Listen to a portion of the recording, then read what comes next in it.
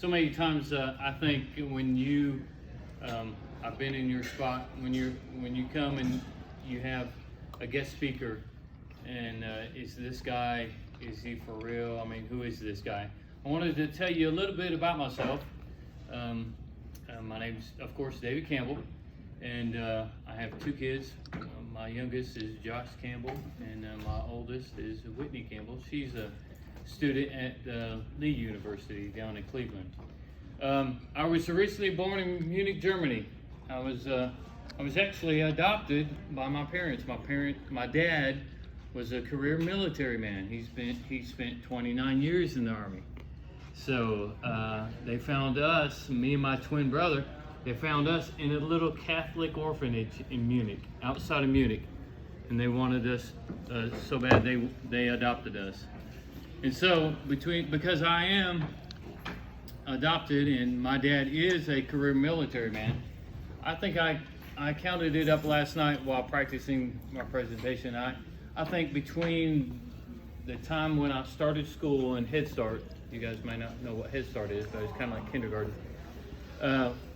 Between kindergarten and then college, I went to 15 different schools.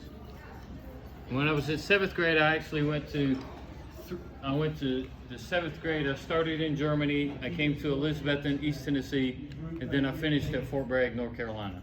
So it's one of those things. It's like I can empathize, I can connect with you guys because you are not. Most of you guys are not from here, are you? Or you're not from Maryville.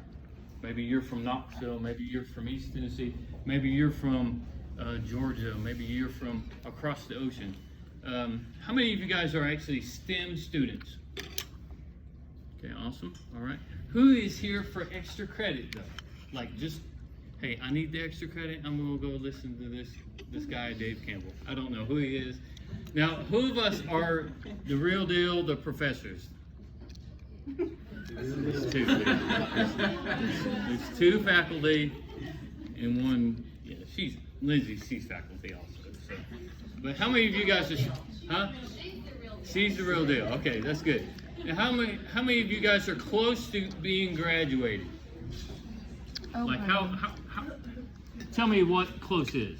You're a senior? Yes. Okay. All right. All right.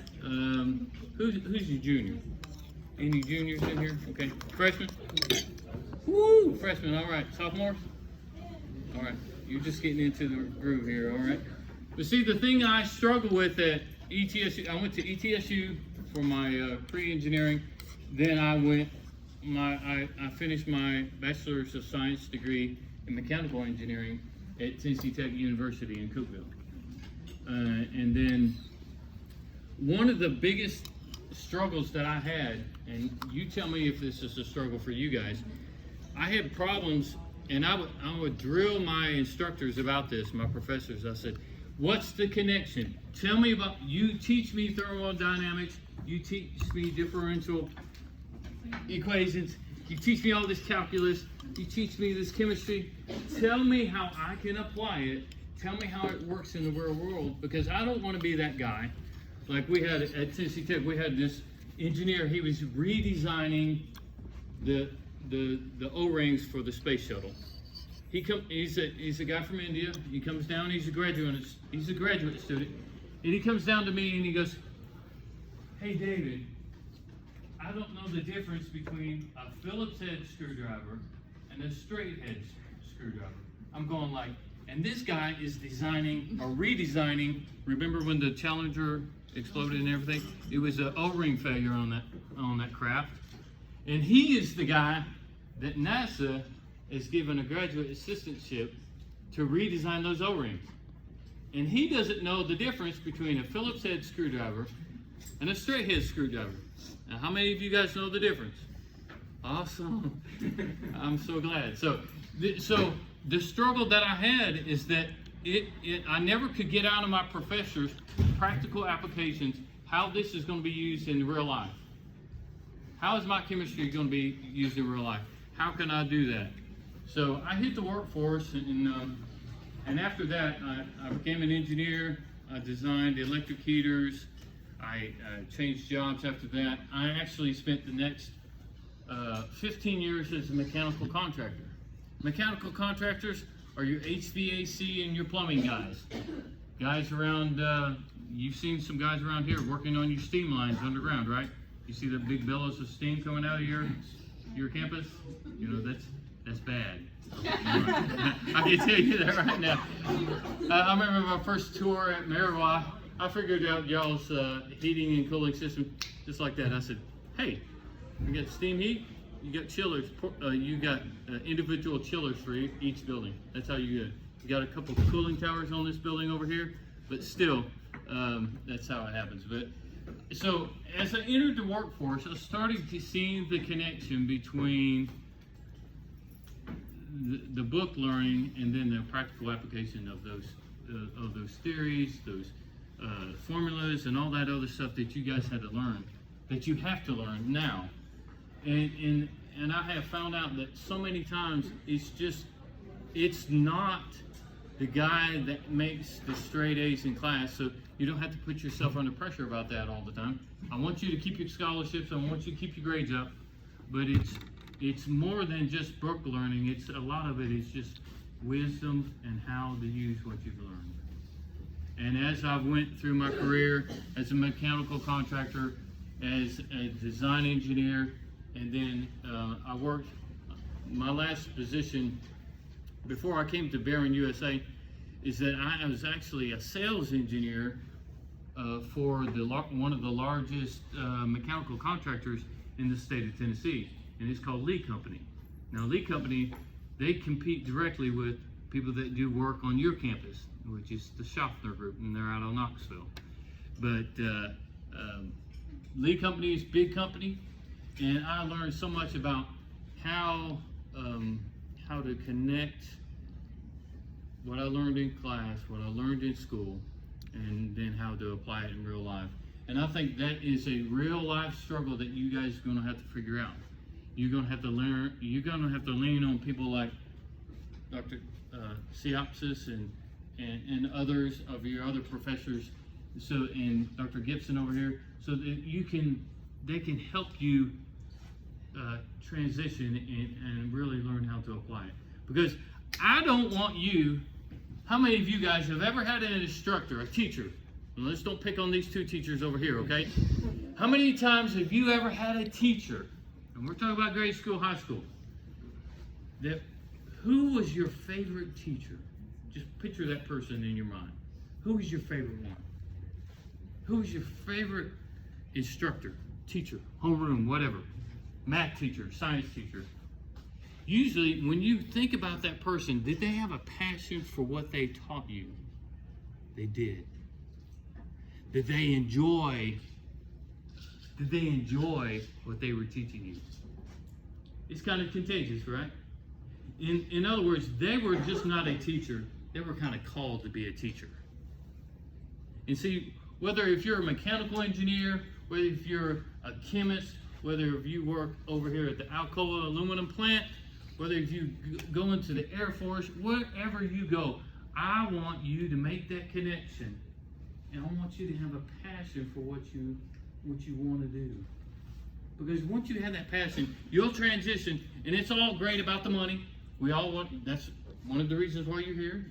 You got hopes of, hey, I am going to enter the workforce, and because I have this degree, it's going to help me do better as far as with the money I earn. Well, you just don't want that only. You want to have a position or a job that you actually contribute. You help somebody.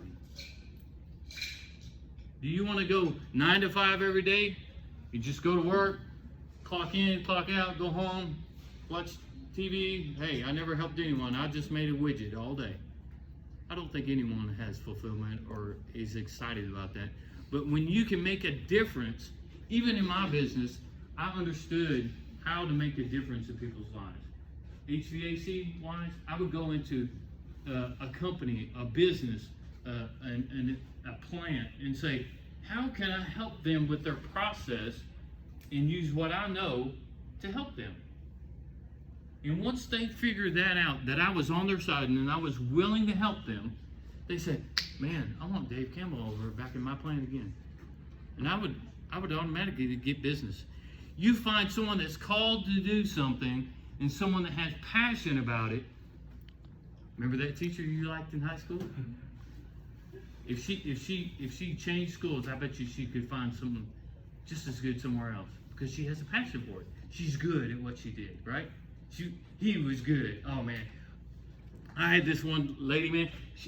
I tell you, I loved calculus when I was in school. I was A+, got the math award in calculus and all this other stuff. But I had a lady that pushed me in high school, and she, for some reason, it was calculus. The lights came on. You know, I just loved calculus, and I drove hard into it. You know, and that's one of those things. You want to have that passion, and you want to not only just make a good living, of course, but you want to use that to help other people. I think it would be so wrong for you to graduate and not have passion about what you're going into. You spend too much money. Your parents spend too much money. Your life is valuable. The time that you invest in this education is so valuable, you might as well graduate with something you're passionate about. You know what I'm saying? You look forward to it. Yeah. You know, school should be a launching pad for you to just go out there and hit it and have a good time at what you're going to do. I'm not saying it's called work. It's not play. It's going to be hard. You're going to be challenged. But hopefully you're going to spend your life investing in someone else. And that's the reason why I liked some of the jobs that I've had in the past, because I've used them just not to make good money and do okay in life, you know. And that's important. You need to provide for your family, your wife, and your kids, and you know, help your parents out and all this other stuff. But man, what more satisfaction can you get? Man, I'm going to go to work and I'm going to make a difference. I'd rather go to work and make a difference. I want you guys to go to work one day, make a difference. Just don't settle for being mediocre and fitting in and going in and clocking out and not being happy. Make a difference. Whether it's for your husband, maybe it's for your wife, maybe it's for your family. What about someone you just don't know? Make a difference in someone that maybe just needs it. I encourage you to do that. But anyway, all right. I also tell you, I'm running out of time. But I also have a Bachelor of Science degree in theology. So sometimes I get a little preach on me. So I get off on that tangent. You see, a lot of people say, "Oh man, you're just an engineer. You're a nerd. You know, you're just a pencil pushing nerd. You're just a nerd." I hear that so often. You know, say, "Dad, you're smart. You're super smart. You're just a nerd." You know? No, I have a passion for people, man. And hopefully I've learned all this engineering and all that stuff to help people. Those people are people, man. They need help, and I can make a difference. So, one of the things we do at BaronUSA is we make oil processing units. You say, what in the world is an oil processing unit? Well, of course, maybe you guys don't know this, and maybe you do. There's power lines that feed electricity to your university. Okay? Some people don't even know that.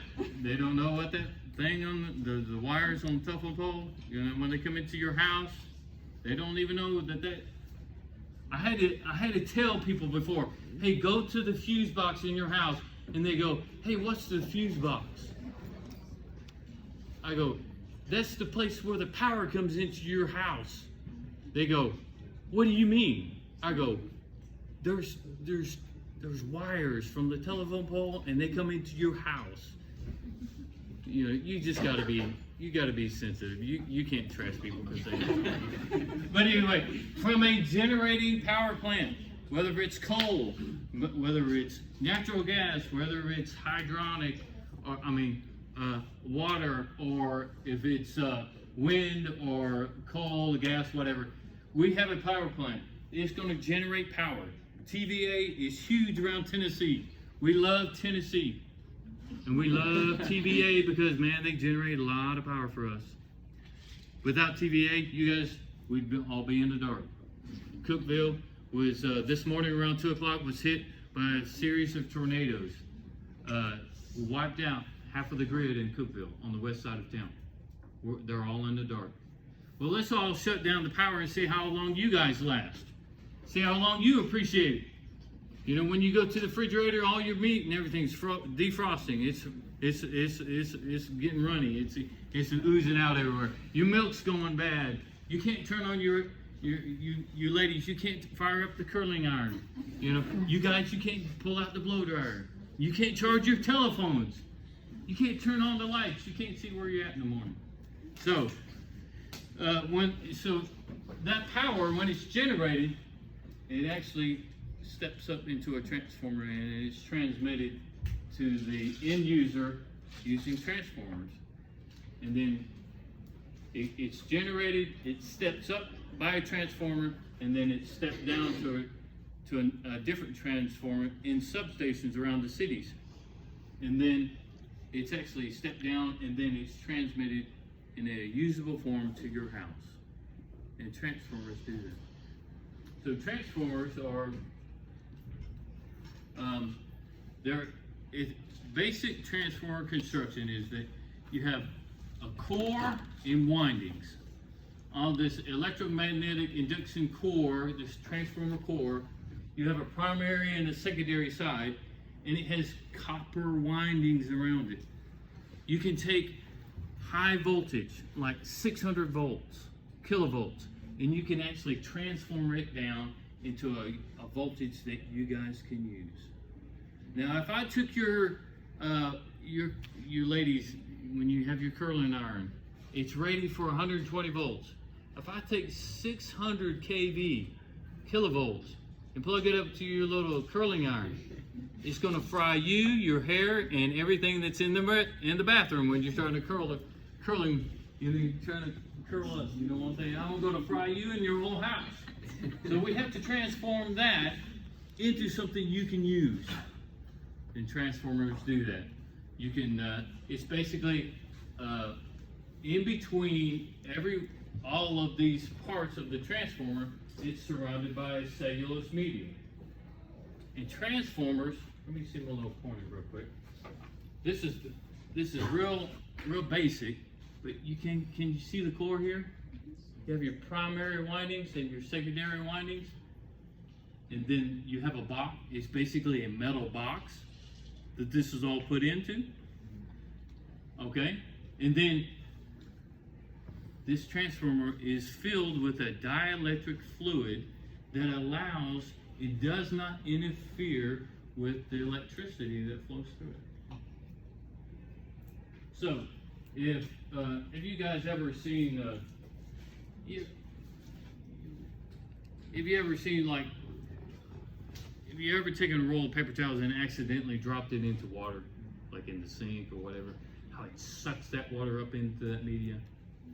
Okay, well, see, that's what it is. A transformer is filled with this fluid, but all these windings and everything about that core is wrapped in this cellulose media. And it's designed to absorb that media. But what else does paper products, what else do they also absorb? Throw it out there. Just oils, okay. It's filled with mineral oil, but sometimes a transformer will actually leak.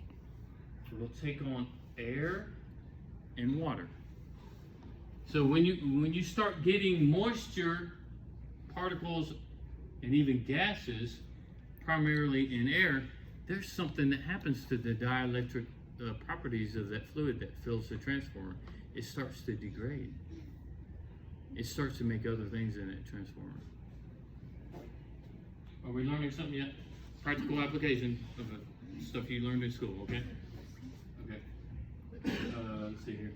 Okay, I actually went to a Georgia transformer, a place down in Savannah, Georgia.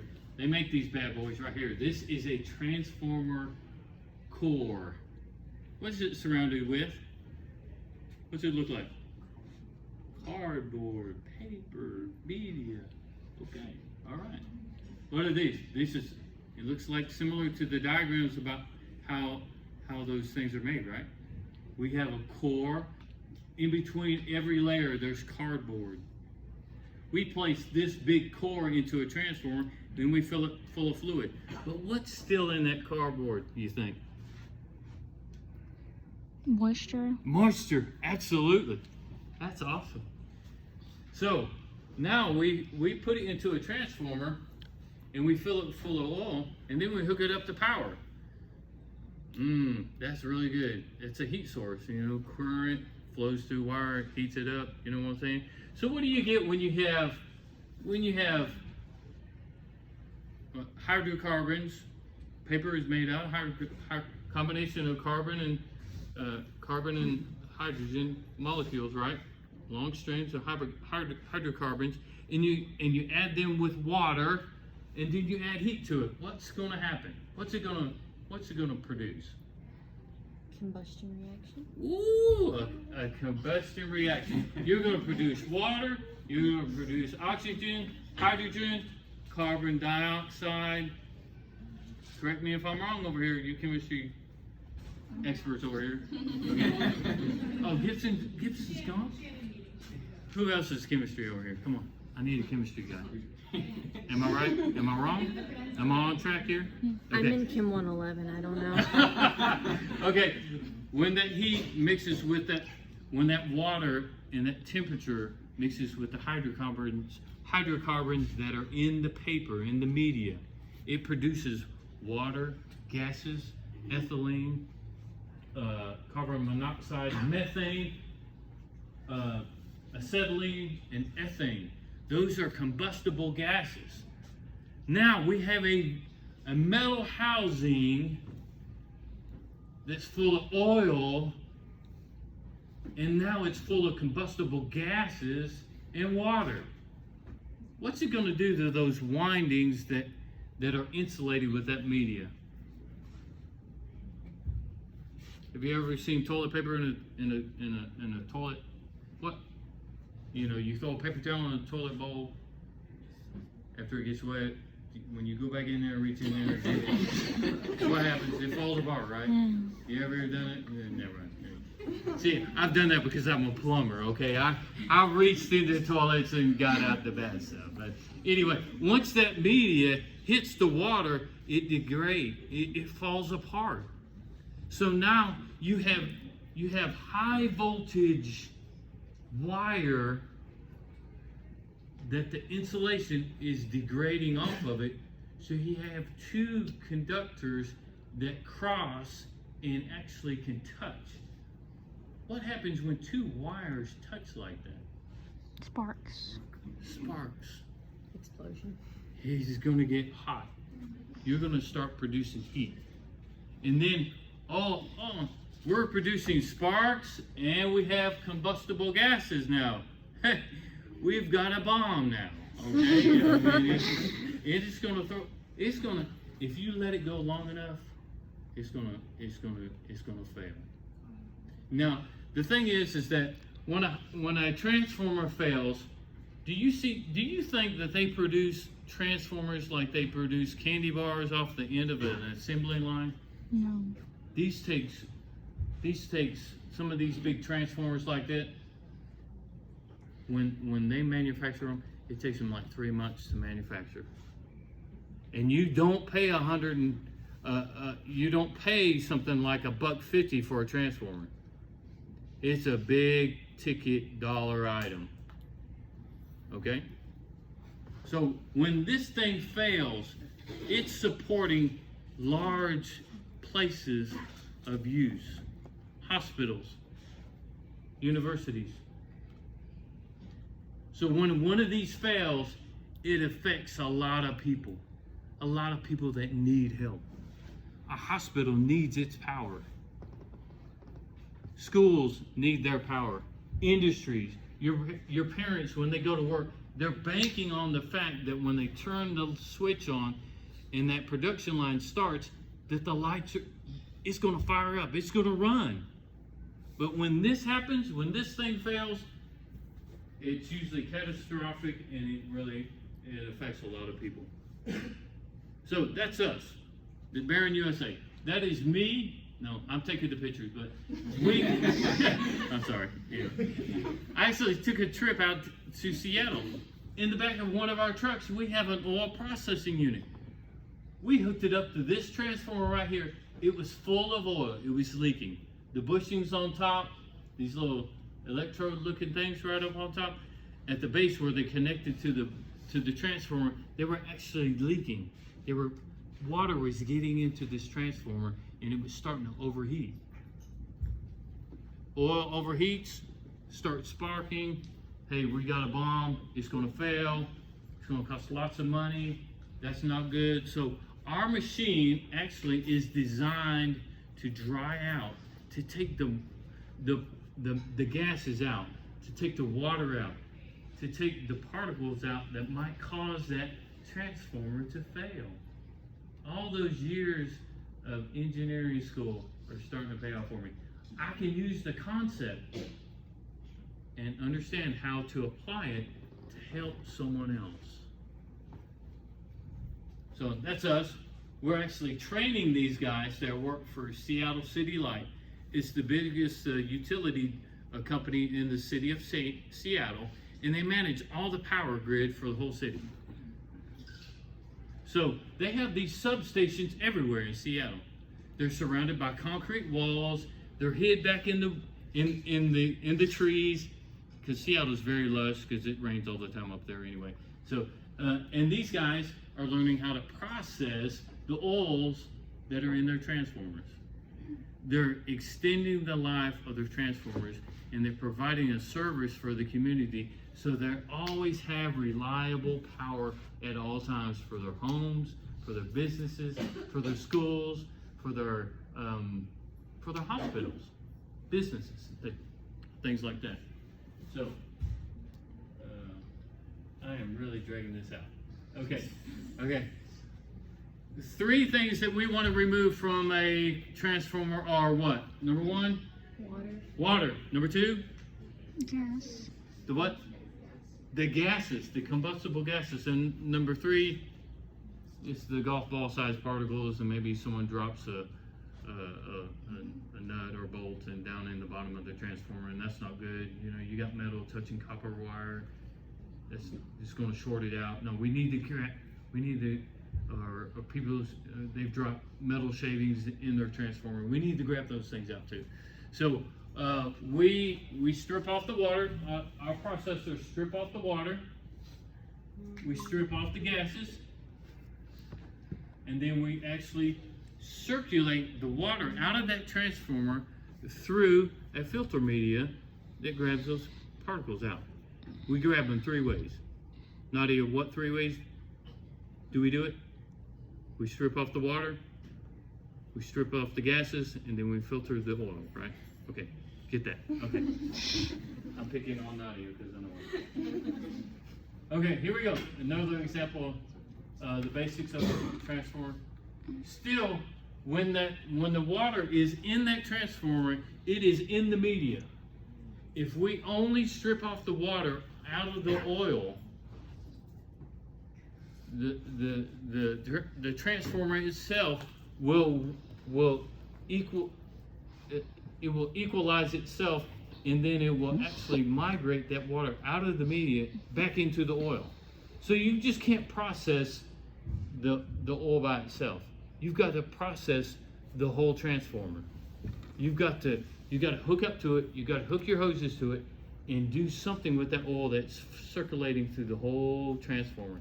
You just can't pull the old oil out and put new oil in, because you've not really pulled out any of the oil, any of the water that's in the media. So, possible places that we're exposed. Maybe your transformer has a leak in it. If it's exposed to the atmosphere, you're going to get water. You're going to get moisture in there. If it's the aging of the paper, remember the heat plus the water and the cellulose is going to break it down. It's going to age it. It's going to It's going to cause it to fall apart. Maybe you have leaks. Maybe you have another ingress of the oil to another system. Maybe there was some water in there when the transformer was actually assembled. I've actually seen that where they have large pools of water in the bottom of their transformer, and it's because someone didn't dry out the whole housing that the transformer was made in. So there's a direct correlation between the number, the moisture content of the paper to the parts ppm of moisture that's in the transformer. Our goal at BaronUSA is to drive this ppm of moisture down all the way around this rake right here, around 5 ppms, parts per million of water in the oil and the cellulose. So we drive down this moisture content in the paper to almost nothing. What do we want to do? We want to extend the life of the transformer. When you guys pay your electric bill, you're paying for a transformer through your local utility. A portion of that money, you pay for it. But the ticket on those transformers is like $500,000. They're heavy. So to get the best investment on your money that you're paying your electricity bill with, and you're paying for that transformer anyway, we want to extend the life of that transformer, just not to 8 years, not to 10 years, not to 20 years. I want to drive it down so where that thing lasts maybe 35 to 40 years. And if we take good care of it, man, we can extend that thing. There's some transformers out there now, they're up to 80 years. It's like, yeah, we're doing a good job. That's what we're in. Remember, we're using our knowledge and experience to help someone else, right? How better else could we help them to extend the life of their transformers? So hopefully, if we manage our equipment right and the local utility, they manage their assets right, hey, maybe your electricity bill goes down every month a little bit. That would be nice, wouldn't it? It's saying instead of paying $250 a month, maybe it goes down to $200. Maybe it goes down to $150. Hey, maybe we take care of our transformers right. We go down to $100 a month. You save $150 a month. Who would like to have an extra $150 a month? Right here, you bring it my way, okay, Chris? Just send me your money, okay? I like that idea. So,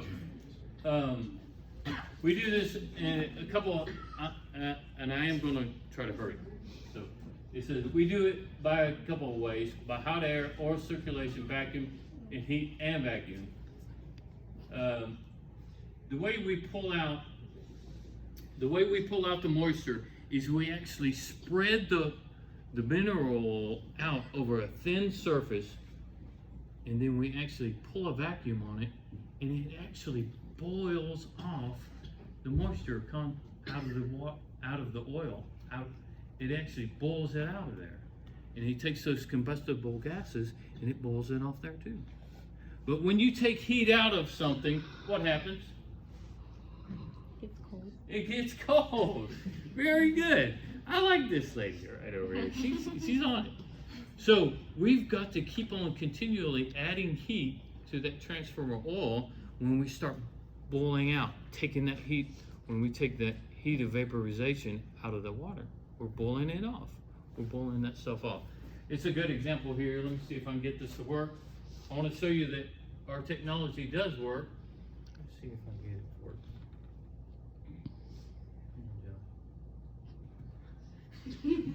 Go. Yes, watch this. Boiling water in a vacuum. Now watch this. You need to watch it. This water is at 70 degrees F. We apply the vacuum. What happens to the water? It starts to boil. Now watch the temperature here. No heat is being added, so watch here. So the heat loss is due to the rapid evaporation of the water, and watch the temperature. It keeps on going down. Now what happens to the water now? What's this layer right here? You see ice forming on the top of the water. But, do you see here? It's still boiling. So when we pull a vacuum on transformer oil, if we do not add supplemental heat back into that oil, it'll actually freeze up that transformer. Freeze it up, it's not gonna work. So what we try to do, what we do is we add heat into the system. And those are electric heaters in our system. So, and this is a typical unit. We have a vacuum chamber, we have a vacuum pump and a booster pump, and then on the back side there's some heating elements that this oil is circulated through. And this will make better sense to you here in a minute. So what we want to do is we want to remove the water, and this is done by a phase change from the liquid to the gas, right, in the vacuum. And then we want to evaporate the water by raising the temperature and then lowering the vacuum. And also those gases we've been talking about, they come out when you lower the pressure also. This is it. This is the game winner right here. This is an actual vacuum chamber that oil is circulating through, and it's showing this right here is actually water that's coming out of this oil, and it actually foams. Let's see if we can get it to work here.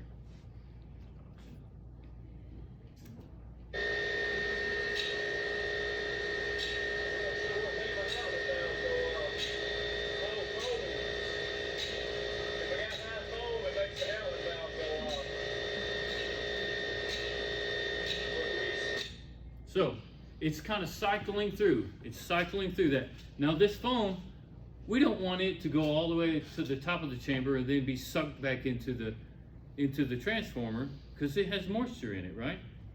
So what we want to do is we want to keep on cycling this into it all.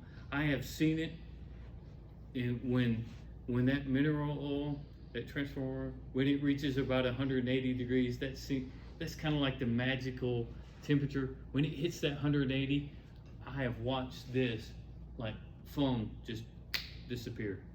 That water's gone. It just pulls it all out. And then once that moisture is pulled out, we can send that oil back into the transformer. Okay, this is the, I'm almost done, so praise the Lord. So we're pulling oil out of a transformer. We actually pull it in through an inlet pump. Remember, we have to introduce heat, and then we pass it through filters, and then we put it into the vacuum chamber. The vacuum chamber actually pulls the vacuum.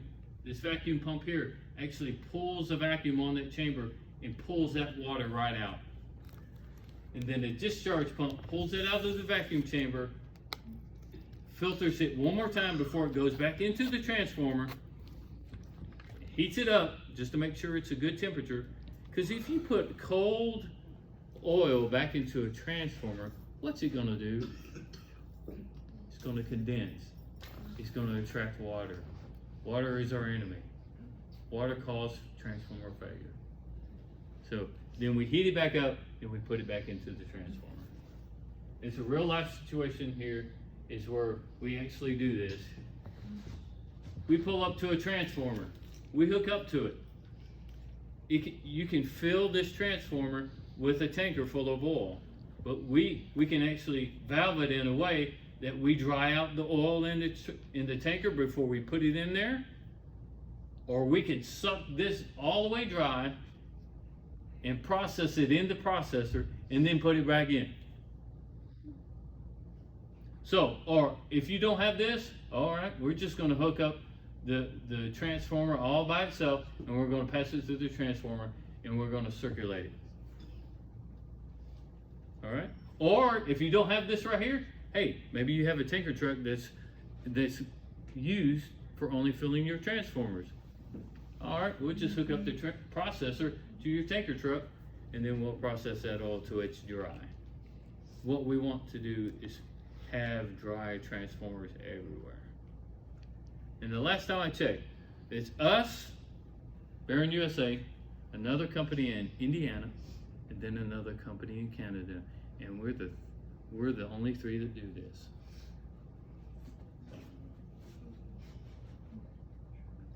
So, transformer life depends mainly on the solid and the liquid insulation, the condition of that insulation.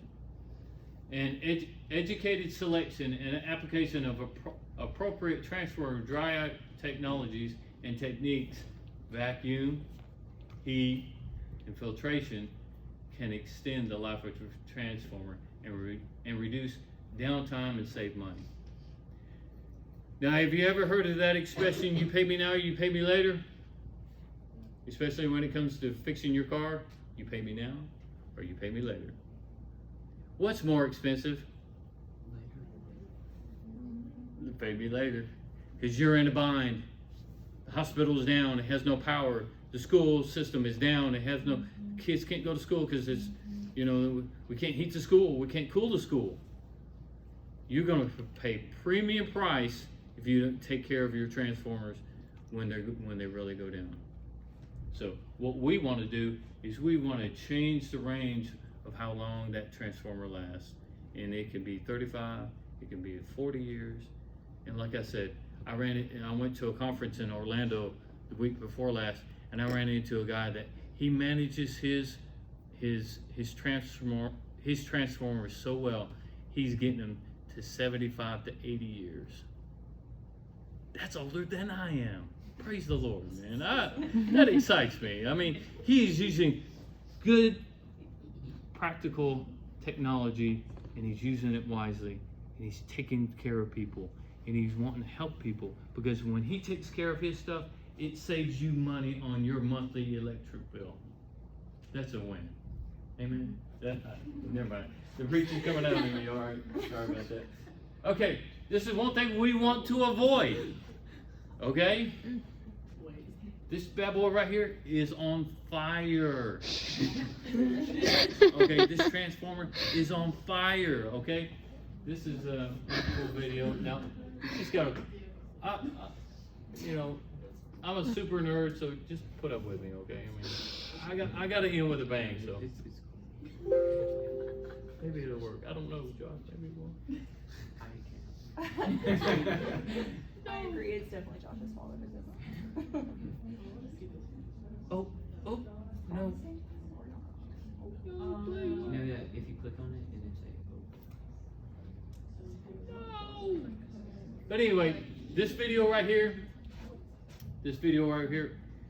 I can't say it's cool, but it is cool because out in the middle of this substation, all of a sudden you see some sparks, and then all of a sudden, man, boom, it explodes, and it's this huge mushroom cloud, and this thing lights up like a Christmas tree. I mean, it's huge. Now, one last thing.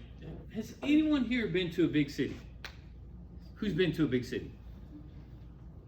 Pick on you. Okay. What big city did you go to?